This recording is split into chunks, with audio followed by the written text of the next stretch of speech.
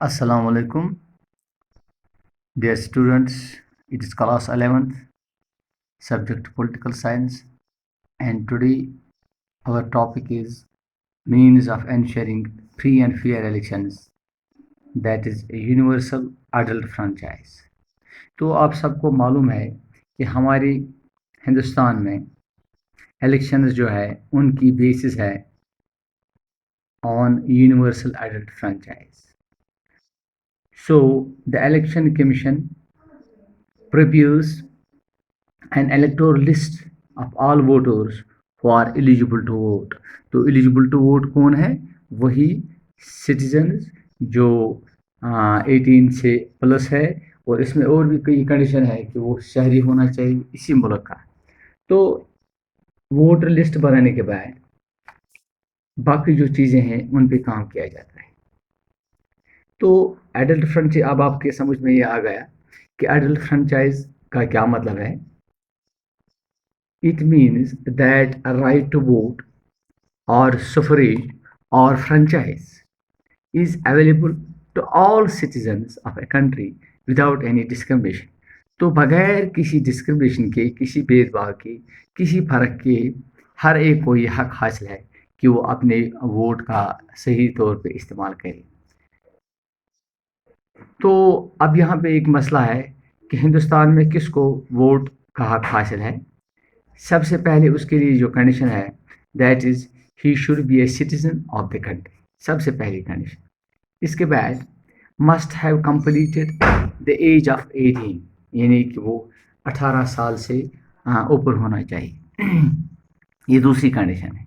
और तीसरी ये है कि वो should not be A bankrupt, sufferer और लेप्रोसी और एनी अनसाउंड माइंड. यानी कि ये ऐसी कंडीशंस हैं कि वो किसी किस्म का उसके ऊपर कोई एफआईआर नहीं होना चाहिए. वो ठीक अपने होश हवास में जो बंदा होगा वो साउंड बॉडी, उसमें साउंड माइंड होना चाहिए. और इसी तरह से बैंक का वो कर्जदार नहीं होना चाहिए. ये भी एक कंडीशन है. तो इसके बाद एक आदमी को वोट से बाहर भी रखा जा रहा है. ये हक उससे छीन भी जा सकता है अगर उसने इस मुल्क को, मिसाल के तौर पर इस मुल्क से वो बाहर गया हुआ होगा बहुत अरसे से, यानी कि उसने इस तरह के सुकून जिसको हम कहते हैं वो किया होगा, उसका फिर वोट का हक नहीं होगा. या अगर उसको जेल गई होगी किसी क्रिमिनल केस में, उसको वोट का हक उससे छीना भी जा सकता है. या इलेक्शन कमीशन ने उसके ऊपर कहीं बैन लगाई होगी. उसके मुख्तलिफ कारण हो सकते हैं. मिसाल के तौर पर रिलीजियस हेट्रेड उसने फैलाई होगी या कम्युनलिज्म. इनके ऊपर अगर इलेक्शन कमीशन को कहीं लगा कि वो उसको उस वोट से दूर रख सकते हैं. या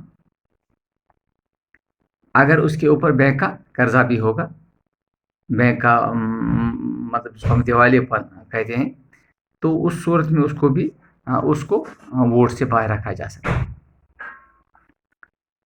ये जो यूनिवर्सल एडल्ट फ्रेंचाइज है इसके कई मेरिट्स है, यानी इसके बहुत से फ़ायदे हैं.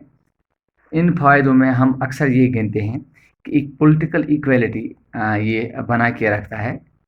सभी को जब ये एक ही हक हासिल होगा कि एक बंदे को एक वोट है, तो इसमें एक पॉलिटिकल इक्वलिटी मेंटेन होती है. इसके बाद the laws of state effect all people, यानी कि जो भी कानून बनाया जाता है उसका असर स्टेट के सभी लोगों पर होगा. तो इसलिए ये ज़रूरी है कि हर एक को वोटिंग में हिस्सा लेना चाहिए, क्योंकि अगर किसी तरह कोई भी गलत कानून बनाया जाएगा उसका असर सभी पे होगा. इसके बाद एक पॉलिटिकल कॉन्सेंसस, लोगों में एक पॉलिटिकल कॉन्सेंसस, पॉलिटिकल बेदारी, सियासी बेदारी जिसको हम कहते हैं, वो भी इस अडल्ट फ्रेंचाइज जो है اس سے ہوتی ہے، اس کے میرٹس میں یہ بھی آتا ہے. اور سب سے بڑھیا بات جو ہے that it creates a sense of patriotism, یعنی کہ حب الوطنی جس کو ہم کہتے ہیں، یا نیشنل یونٹی کو اسٹرینتھ کیا جا رہا ہے اسی طریقے سے ووٹ ڈالنے سے. کیونکہ جب سبوں کے پاس ووٹ ہوگا تو سبھی کو لگے گا کہ ہمارا یوگدان، ہماری کنٹریبیوشن ہے اس ملک کے قانون بنانے میں. تو اس حساب سے نیشنل یونٹی جو ہوتی ہے وہ مضبوط ہوتی ہے. اور ایک اہم فوائد اس کے یہ بھی ہے کہ جو رائٹس آف مائنارٹیز ہوتے ہیں ان کو پروٹیکٹ کیا جاتا ہے. میں نے آپ کو بار بار بتایا کہ مائنارٹیز کیسے، کن کو ہم کہتے ہیں. تو ان کے جو حقوق ہوتے ہیں اس سے ان کے حقوق محفوظ بھی رہتے ہیں. یہ اس کے میرٹس تھے. اس کے بعد اگر ہم ڈیمیرٹس کی بات کریں گے، اس میں ڈیمیرٹس بھی ہیں. مثال کے طور پر جو غریب لوگ ہوتے ہیں